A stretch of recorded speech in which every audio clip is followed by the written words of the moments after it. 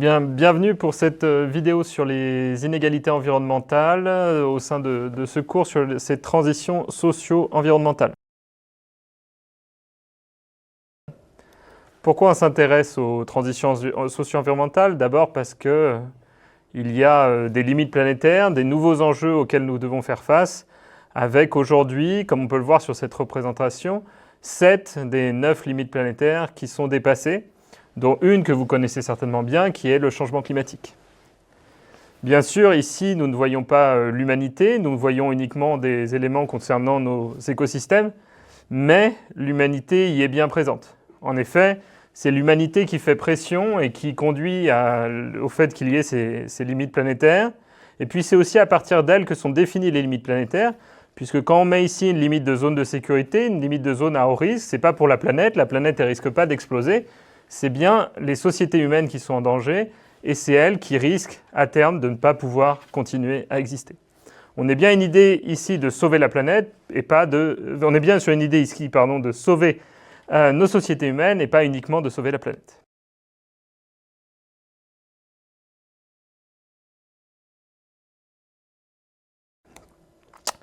Ces limites planétaires sont intéressantes, mais elles ne permettent pas de voir certaines choses. Elles ne permettent pas de voir que tous les humains n'ont pas la même situation face à ces limites planétaires. D'abord, tous les humains ne causent pas de la même manière la dégradation de l'environnement. Et puis de l'autre côté, ce ne sont pas les mêmes humains qui subissent les dégradations de l'environnement. Ça ne va pas être la même chose dans chaque pays, ça ne va pas être la même chose dans chaque région, pour les pauvres et pour les riches, pour les urbains et pour les ruraux. C'est ici ce qu'on va essayer de voir, d'appréhender dans ce contexte, de voir comment les limites planétaires s'expriment pour les individus.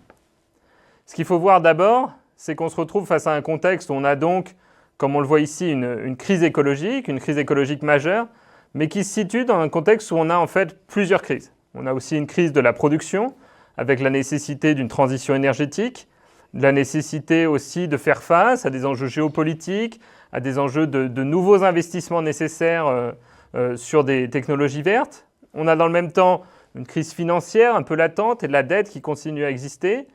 On a aussi une crise sociale avec des inégalités qui augmentent dans la plupart des pays du monde. Et puis une crise démocratique, on peut le voir en France ces derniers temps, avec de nombreux blocages politiques qui existent. C'est donc dans ce contexte qu'il faut essayer de voir s'il y a des enjeux entre inégalités et les limites planétaires que nous venons d'évoquer. Ces différentes crises ne sont pas distinctes. On ne peut pas parler d'ailleurs de plusieurs crises. On a en fait affaire à une polycrise, puisque, et je ne vais pas les détailler ici, mais il y a plein d'éléments qui relient ces sous-crises entre elles. Ce qu'on va essayer de voir ici, nous principalement, c'est le fait que la crise écologique qui est ici conduit à une dégradation de l'environnement différente pour tous les individus. Tous les individus, comme je vous le disais, ne subissent pas de la même manière. Et donc on voit apparaître de nouvelles inégalités qui sont associées à la dégradation de l'environnement, qui sont associées aussi à la transition énergétique et qui vont conduire à ce qu'on va qualifier ici d'inégalités environnementales. Ce que je vais essayer de faire, maintenant qu'on a compris que ces inégalités environnementales, c'est tout simplement des situations où on a une nouvelle inégalité qui est liée à la crise écologique. Ce que je vais essayer de faire, c'est de vous décrire les différents types d'inégalités qui peuvent exister. En effet, il n'y a pas une seule façon dont les individus vont être confrontés à la crise écologique de manière différenciée. Je vais vous dissocier ici 4 types d'inégalités environnementales, et ils vont dépendre principalement de 2 choses. Ils vont dépendre de savoir si, ici, les individus, est-ce qu'ils subissent des choses de manière différenciée, ou est-ce qu'ils sont à l'origine de ces choses-là. On va commencer sur un cas très simple, le cas le plus classique d'inégalité environnementale, qui est que les individus subissent de manière différenciée des pollutions. Ils vont avoir un accès inégal à des biens environnementaux, mais ils vont être aussi exposés inégalement à la dégradation de l'environnement. C'est donc cette première dimension qui est importante à comprendre, le fait que les pollutions, les biens environnementaux ne sont pas répartis de manière égale. C'est sur ça que s'est fondé tous les travaux sur la justice environnementale se sont amenés à étudier cette répartition différenciée de l'environnement.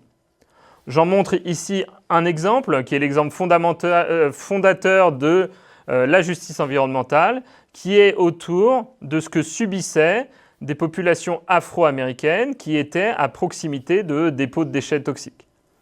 Ce qu'on pouvait montrer dans ce cas-là, et dans le cas particulier du canton de Warren en Caroline du Nord, c'est que les dépôts de déchets toxiques n'étaient pas aux États-Unis situés n'importe où et qu'ils étaient souvent à côté de ces populations à majorité afro-américaine. Ça a conduit petit à petit, mais vous voyez de manière très lente, puisque la décontamination totale est arrivée en 2003 alors que les premiers enjeux de pollution étaient en 1978. Ça a conduit de manière très lente à la décontamination de ce site et au fait de faire apparaître qu'il y avait bien un enjeu qui était un enjeu qu'on pourrait qualifier de racisme environnemental, qui était que les populations afro-américaines subissaient plus fortement la mauvaise qualité de l'environnement aux États-Unis. Je prends aussi ici le cas de la France. Vous pouvez voir si on prend ici des pollutions, on a au final 6 pollutions qui sont utilisées pour construire cette carte, 6 pollutions majeures en France. Et ce qu'on voit si on se dit est-ce que les territoires sont concernés de la même manière par les pollutions? Ben non, on voit qu'il y a certains territoires qui vont être concernés par des niveaux forts de pollution dans ces 6 dimensions sur la plupart des 6 dimensions concernées. On peut voir ici apparaître des zones en rouge, donc qui vont subir le plus ces pollutions environnementales. Dès lors, on a en fait ici un gradient entre des zones urbaines, on voit, qui subissent plus ces pollutions particulières, et puis des zones rurales qui sont moins concernées par ces pollutions. Si on creuse ce qui est montré dans ce travail, on peut voir également qu'on a, au sein de chaque territoire, si je prends sur un point rouge par exemple particulier, on va montrer que les populations les plus pauvres vont être le plus souvent plus touchées, davantage concernées par des pollutions élevées. On a évoqué ici le fait que les gens pouvaient subir davantage, quand ils étaient déjà pauvres, des pollutions. Ça conduisait à des inégalités environnementales, mais il y a d'autres dimensions dans ces inégalités. Une autre dimension dont je veux parler, c'est le fait que tout le monde ne pollue pas de la même manière. On peut prendre ici ce graphique. Qu'est-ce qu'on peut voir sur ce graphique? Sur ce graphique, on a en abscisse, ici, ce qu'on appelle des déciles de la population. C'est-à-dire ici les 10% des personnes les plus pauvres qui ont les revenus les plus faibles. Et puis on prend ensuite les 10% suivants, les 10% suivants, etc. Et lorsqu'on construit pour ces différents déciles de population, lorsqu'on essaye de regarder les émissions de polluants, ici les émissions de gaz à effet de serre qui sont responsables du changement climatique, on peut voir que les niveaux de pollution sont plus faibles dans le premier décile que dans le dernier. On peut même dire qu'en moyenne, les populations du premier décile polluent plus que 2 fois moins que les populations du dernier décile. On a bien un écart ici qui existe et qui est une forme d'inégalité entre les populations. Les populations pauvres, du coup, sont moins responsables des changements environnementaux, alors que nous l'avons vu juste avant, souvent, ils subissent davantage les pollutions. Ce qu'on peut aussi ici montrer, néanmoins, sur le graphique que vous voyez en bleu ici, c'est que dans chaque décile, que ce soit le 10% des plus pauvres, les 10% suivants, etc., il y a une forte variabilité. C'est montré ici par les traits noirs qui nous disent, ici, si on essaye d'aller au-dessus du trait noir, ça signifie qu'il reste encore 25% des plus pauvres qui sont au-dessus de ce niveau de pollution. Et donc on voit néanmoins qu'il n'y a pas que cette dimension du revenu qui compte sur le fait que l'on pollue plus ou moins. Une autre dimension que l'on peut voir ici, c'est le fait que l'on soit un ménage rural ou un ménage urbain. Dans ces cas-là, concernant les pollutions de gaz à effet de serre, comme c'est très lié au carburant, comme c'est très lié au chauffage de l'habitation, les zones rurales ont tendance à être plus polluantes, à avoir plus de pollution dans les ménages que les zones urbaines.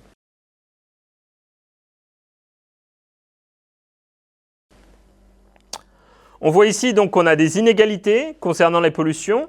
On ne peut pas dire néanmoins forcément, et on y reviendra plus tard, mais qu'il y a des enjeux d'injustice. C'est-à-dire que les personnes ici qui sont pauvres et qui polluent plus, c'est aussi parce qu'ils n'ont pas le choix de cette pollution. Donc on pourra revenir par la suite sur le fait de savoir si ces inégalités sont toujours ou non injustes. J'y viendrai à la fin de ma présentation.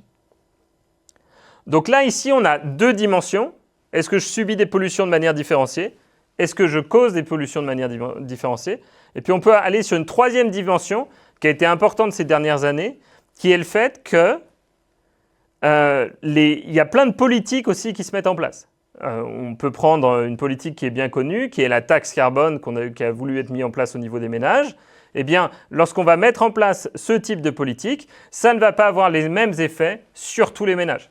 Il y a des ménages qui vont subir plus fortement les effets, d'autres qui vont les subir beaucoup moins.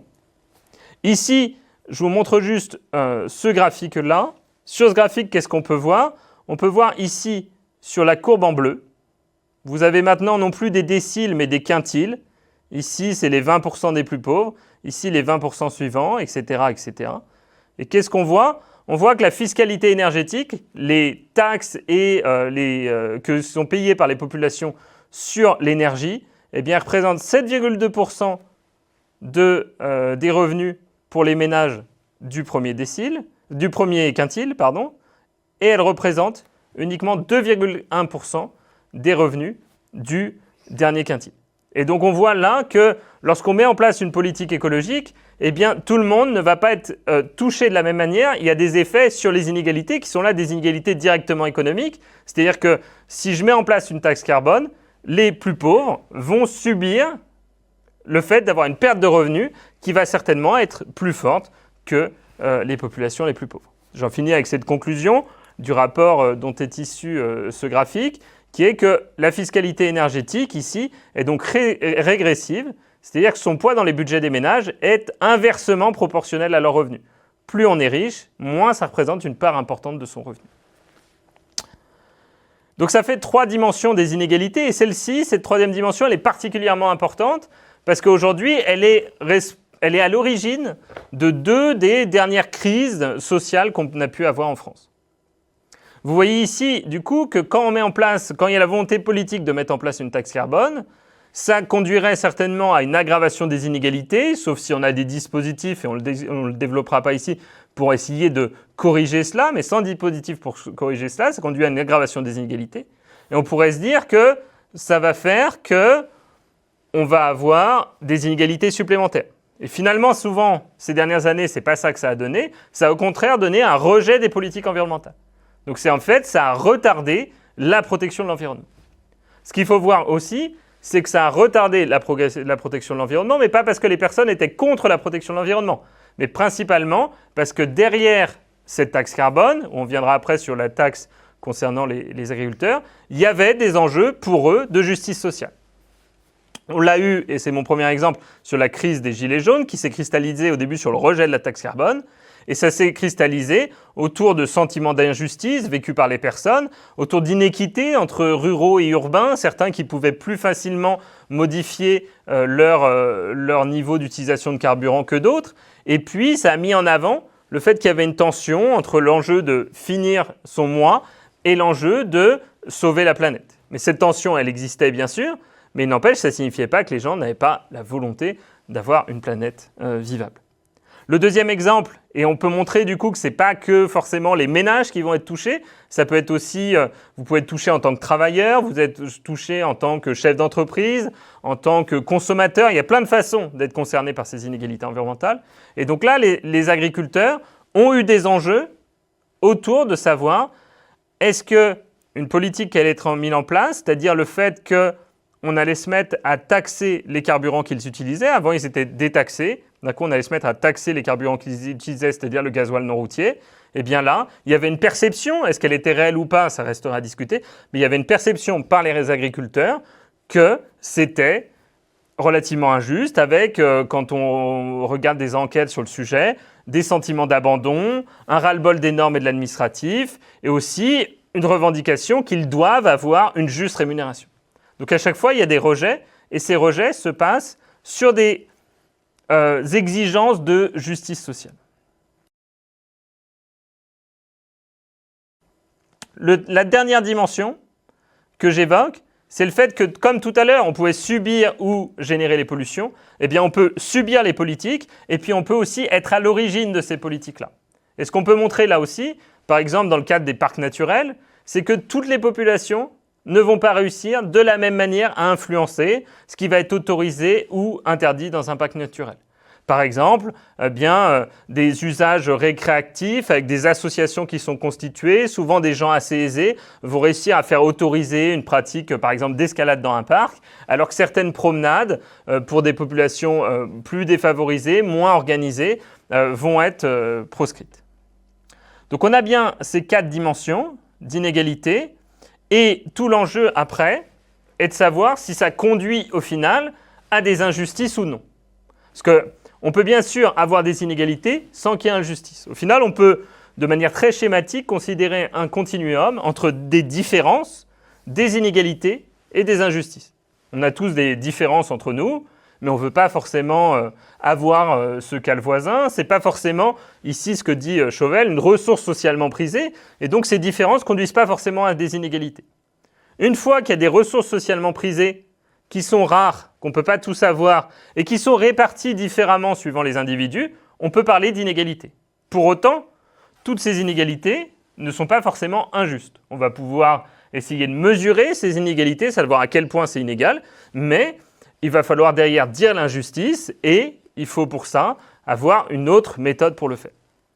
On prend souvent l'exemple de la flûte de Seine. Qu'est-ce que c'est l'exemple de la flûte de Seine? C'est un exemple où il y a une flûte par terre et il y a plusieurs enfants qui veulent se réclamer de prendre cette flûte. Il peut y en avoir un qui s'en réclame parce qu'il joue très bien de la flûte. Il peut y en avoir un qui s'en réclame parce qu'il est le plus pauvre. Il peut y en avoir un qui s'en réclame parce qu'il a construit la flûte. Et tout ça vont être des motivations légitimes pour avoir la flûte. À un moment, il y a plusieurs visions de la justice qui peuvent se coordonner. Il va falloir choisir qu'est-ce qui nous semble juste, et forcément, ça c'est issu d'une sorte de délibération collective, de savoir qu'est-ce qui nous semble le plus juste. Alors comment on va faire pour savoir ce qui est le plus juste? Je vous dis, ça peut être issu d'une délibération collective. En fait, il y a eu plusieurs approches en sciences sociales et en philosophie pour savoir. La première que je pourrais évoquer, c'est une approche philosophique, des auteurs qui vont essayer d'établir dans des gros livres ce qui leur semble juste. C'est une approche, et après, si on suit leur cadre, qui peut être libéral-égalitaire, qui peut être un cadre égalitariste strict, etc., etc., on va voir si telle ou telle inégalité environnementale est juste. On peut aussi essayer de se baser sur les sentiments d'injustice, sur ce qu'évoquent les personnes, qui vont, elles, avoir l'impression que quelque chose ou autre chose est injuste. D'accord? Après, il va falloir les mettre en discussion dans ce cas-là, pour essayer de savoir est-ce que ce sentiment d'injuste nous semble ou non plus légitime qu'un autre. Et puis, enfin, on peut essayer d'analyser qu'est-ce qui fait qu'à un moment, un sentiment d'injustice va être considéré comme plus légitime qu'un autre. On va avoir une capacité des populations à se réclamer de la justice sociale plus ou moins, et on peut essayer de voir dans ce cas-là, de manière directe, les rapports de force qui sont à l'œuvre derrière le fait de dire ceci est juste, ceci est injuste. Vu qu'il y a des rapports de force à l'œuvre, il s'agira toujours d'essayer de déconstruire les différents sentiments d'injustice qui peuvent être considérés ou non comme légitimes.